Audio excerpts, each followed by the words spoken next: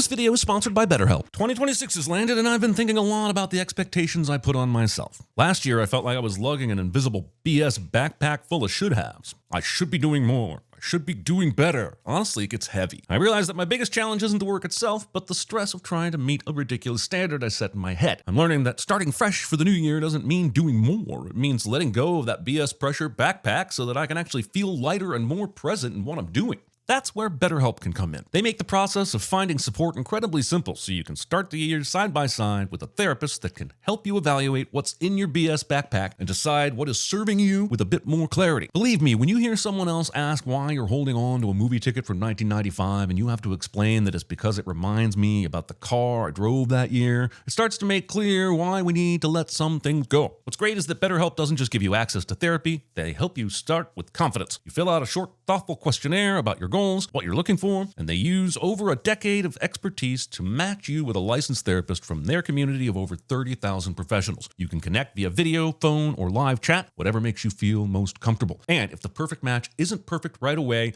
you can switch therapists anytime for no extra cost. Click the link in the description or go to betterhelp.com/cinemasins for 10% off your first month and let BetterHelp support you in feeling lighter in 2026.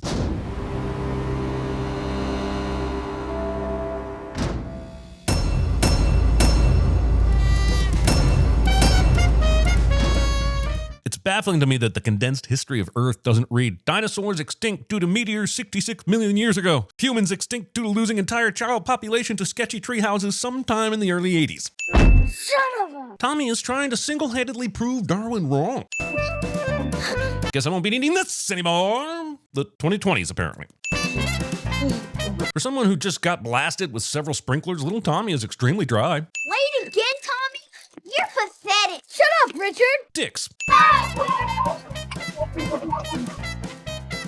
The movie makes the bold choice of pushing an environmental message about pollution prematurely aging us.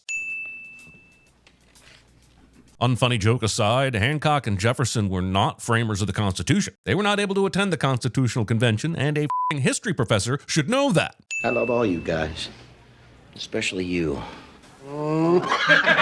See, it's funny because of gay panic. Laugh, straight people, before you catch it.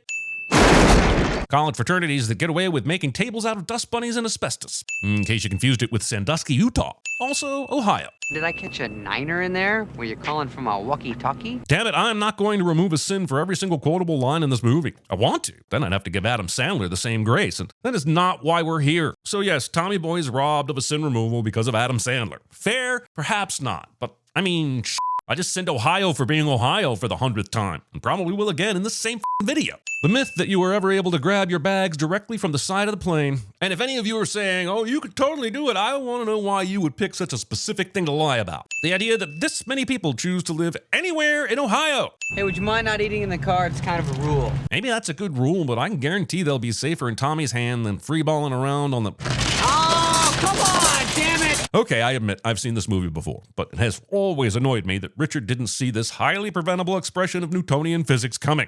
My grandfather founded it in 21. My father kept it running during the Depression. My Aunt Eileen ran it when he went away to war, and someday my son will run it. Okay, great sight gag, but it only works because the portraits follow his narrative instead of being in chronological order. See, his portrait is back at the beginning, totally messing with the flow. We can all have fun, but let's keep it sensible now. Why don't you come out on the floor with us? Gilmore needs reminded of why he does business with us. And taking my idiotic son downstairs to potentially screw up the deal will show him exactly that. I'm so good at running a business. Hey, live, low bridge! And everyone will choose to walk onto their forklift instead of walking around it or just waiting for it to pass by because this movie is stupid. Also, for as big a deal as Big Tom made earlier about wearing hard hats on the floor, You get hit in the head without wearing one of these, they scoop your brains out with a goddamn soup ladle. it is surprising how many workers on the floor aren't wearing hard hats, working this close to what appears to be molten lava without any gloves.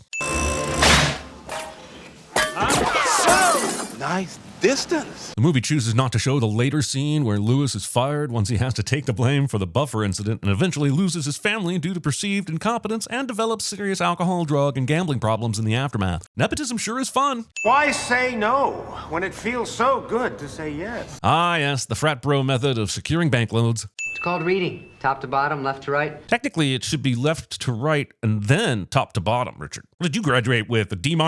Ah, sudden soda pop Curtis. Hey, Danny, remember that scene in Halloween 5 where the guy in the boots gets off the bus and kicks the dog? Of course, Randy. Who could forget that gem of a movie? Exactly. Well, I want to do something similar, but more despicable to introduce the Paul character. Any ideas? I don't know, Randy. I guess he could throw a milk carton at a baby in a stroller. Brilliant, Danny. That's why they have you on all the comedies these days. That's gold. Holy shnikes. I suppose Tommy was just really impressed with how the pool was being maintained, considering Bo Derek hadn't even begun to emerge from the pool yet. Is that for me? No, son, that's for me. That's a weird thing to say. Oh, son, I would never buy a human woman for you. What kind of fucked up version of the toy do you think you're living in? Brothers don't shake hands. Brothers gotta hug. Damn it, Sandler! She's sleeping. She is not. Cows do not sleep standing up, no matter how many unfunny scenes of cow tipping in movies want to make us believe they do. These shoes are Italian. They're worth more than your life. Spending that much money on f***ing shoes? Am I still envious of all my middle school mates rubbing their Air Jordans in my face while I was stuck in my Tracy McGrady Adidas knockoffs? Yes. Yes, I am.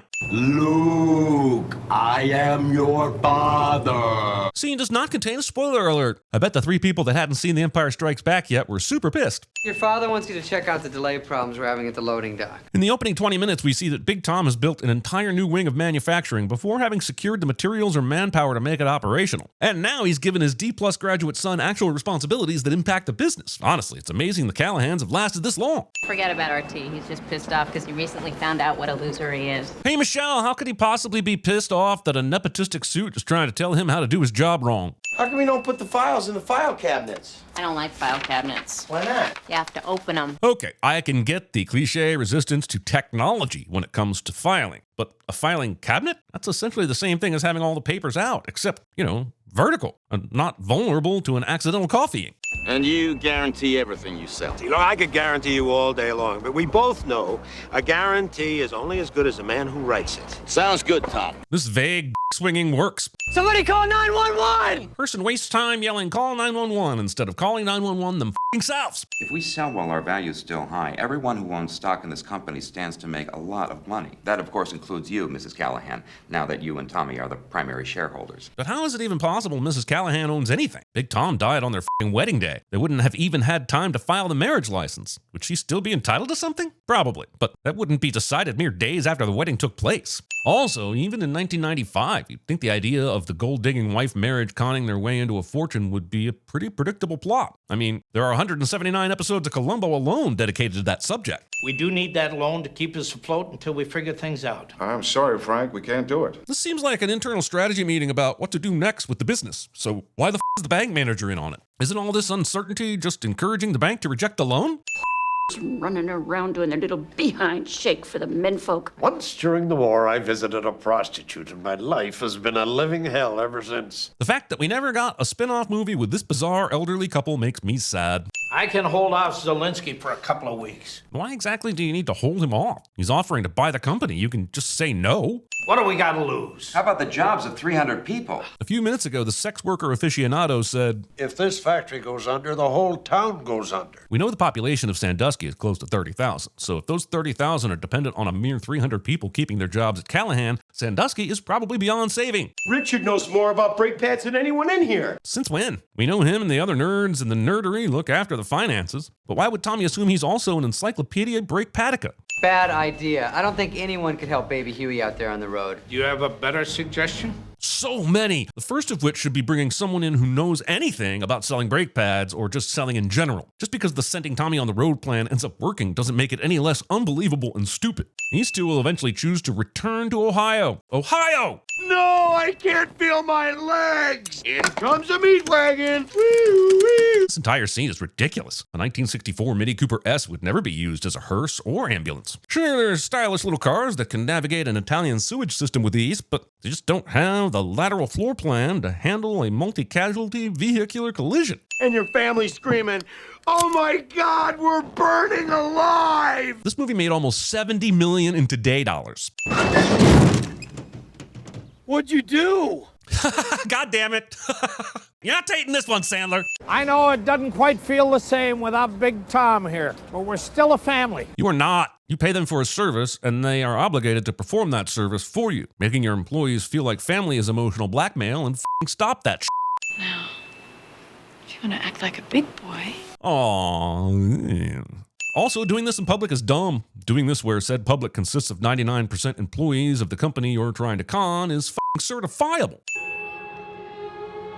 Convenient peeping alleyway is convenient for alleyway peeping. I'm not sure Paul would actually get shocked pissing on the generator, but if he had, he would most assuredly be dead now. In other words, Paul survives this bullshit that would probably never happen. What are we gonna do? We can't just leave it here. Just wait a few minutes. I'm sure a 1964 Mini Cooper S will be along any minute to take it to the vet. Every time I drive down the road, I want to jerk the wheel into a goddamn bridge abutment. Expecting me to believe D plus Tommy would know what an abutment is when my C plus ass had to look it up. Anything that can be screwed or glued to that car or truck of yours, come see old Ray. Of all the names in the world, why did the movie have to go with Ray and make me believe for a second that a certain ghost-busting namesake had taken an extremely mundane change of careers? Richard's vacuuming. In a hotel? What f***ing hotel room includes a vacuum? That guy in a little coat. You know, there's only so much Chris Farley playing someone dumb coupled with fat jokes that I can take. And I think this movie may have found that limit and dressed it in a little coat.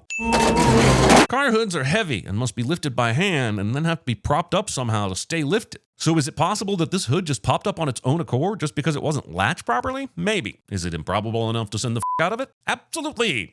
Also, it's interesting to me that the man tasked with selling brake pads clearly doesn't understand their function and would prefer to wildly steer into oncoming traffic at the first sign of obscured vision. I didn't have a father, and he looked out for me. Skip! Where did this 2x4 come from? When Richard gets out of the car, there is zero Tommy-whacking paraphernalia available for him to grab. Also, Tommy does not end up in the hospital with a broken jaw after this 2x4 swing from Richard.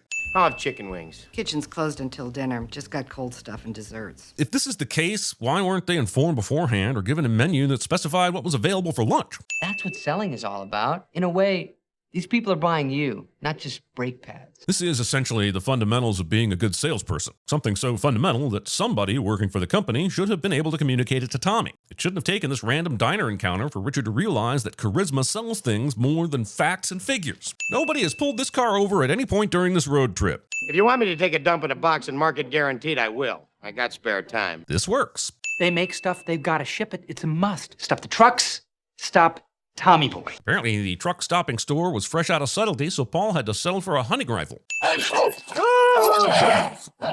Having the vigilance to utilize a guard dog, but letting Foghorn Leghorn be in charge of its lead length. Let's at least take 5 minutes to celebrate our first victory. Look, we got lucky. Don't jinx it. He used the exact tactic you talked about in the diner at the exact time you asked him to. There's plenty of bullshit luck in this movie, and yet he dismisses one of the few instances of skill. The only thing I need to figure out is whether to get Chicago style or a thin crust. Thinking this is a difficult choice. And you can find a detailed thesis regarding my stance on the matter filed under shit that matters as much as the Last Jedi debate. Don't mind me, I'm just taking a perfectly normal midnight swim in this motel pool like any normal human being. Sure hope I'm not being watched by one dude and a theater audience that needs a mid-movie pick-me-up. I thought you were getting pizza. They were closed. How did Tommy manage to find a pizza place and get back to the hotel room in the 50 seconds that passed since we saw him at the pool? I wouldn't believe that was possible if said pizza place was in the f***ing pool. 1,000 units to Oshkosh?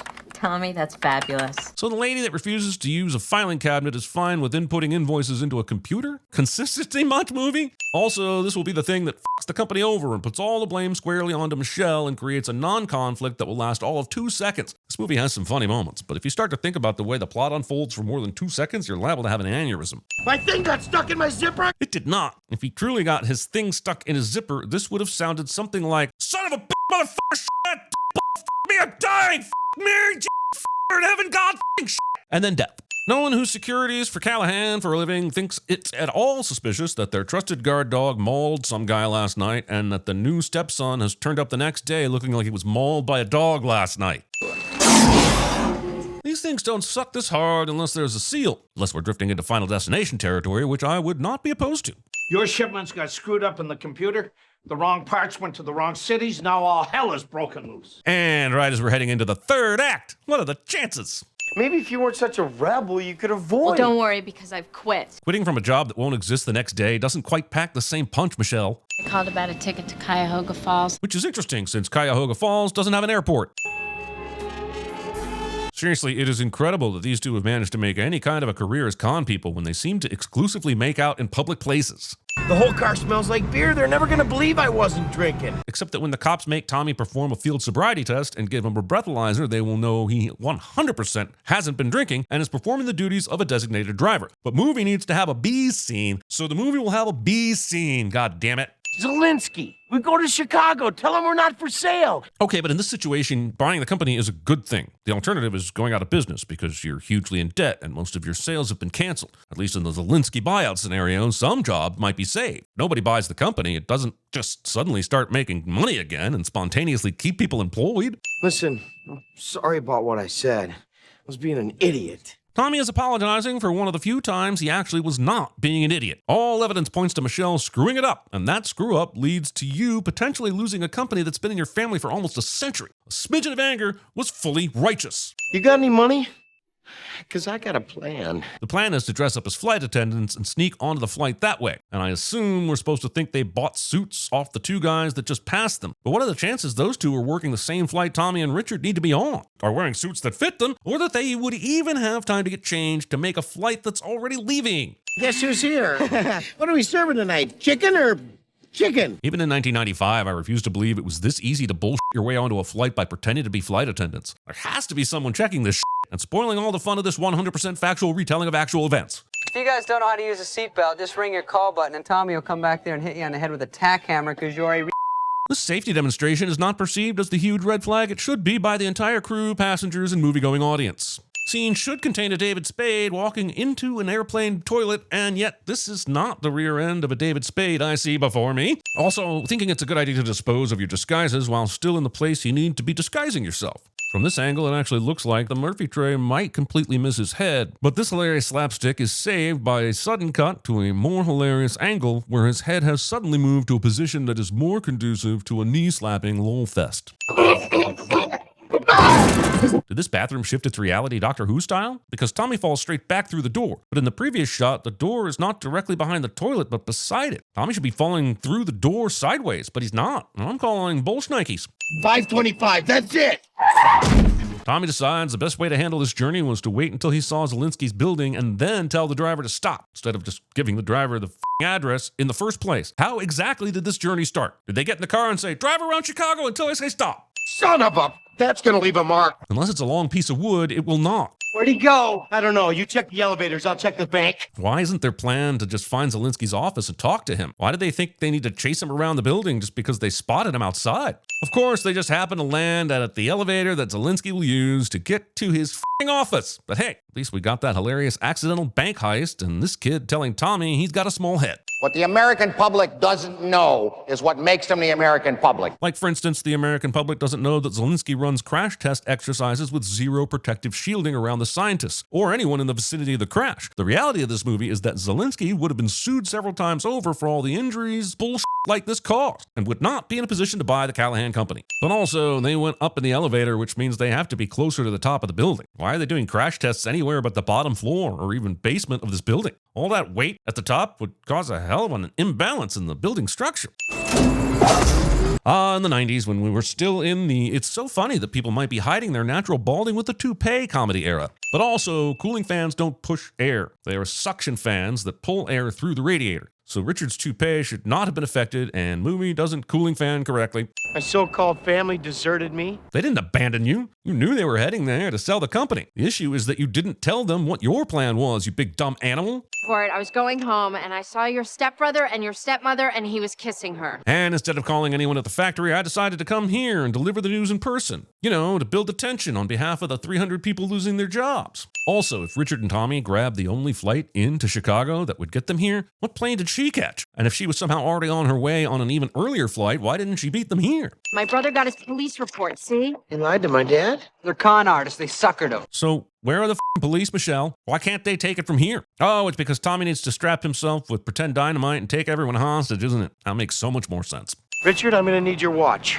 I've got a plan. Taking William Shatner's pause in vain. Also, the movie suspiciously skips the scene where Richard and Michelle distract all the construction workers while Tommy slips in and steals these road flares. I bet there's at least 3 instances of Tommy falling down and being called fat the movie so desperately needed. Which also means that Beverly's shares still belong to Tommy. Isn't that right, Mr. Rittenhour? Yes, I believe that's right. Mr. Riley? I'd say that's right, Mr. Gilmore. Oh, absolutely. Okay, great, but what about the lawyers? Do we have any of those present? We have no clue what these people are other than Big Tom's buddy, Weasel Man, and penny-pinching bank manager. Why do they matter? Also, while the movie needs this to be tied up in a nice bow, my instinct is that this would devolve into a lengthy legal battle before Beverly actually gave up her shares or Zalinsky backed out of a lucrative sale. New Mexico, mail fraud. Colorado, wire fraud. And coming soon to Ohio, computer fraud. But how did Michelle connect him to the messed up orders? Okay, maybe she can put some pieces together, but there's no way of proving that one. And if there was, they wouldn't have had to go through Tommy's genius fake dynamite plan. And honestly, where would cinema be without that? Little Paul survives this. Also, reaction does not contain a son of a bitch, me, I'm dying, in heaven, God, and then death. Want to step over to my club and we'll grab something to eat? Okay, but the police are definitely going to arrest her, right? Please tell me the police are going to arrest her for all the fraud and Way to go, Tommy Callahan. cheating on Doc Hollywood. How dare you, Julie Warner? Ever since I was a kid. Happily ever after, Skip.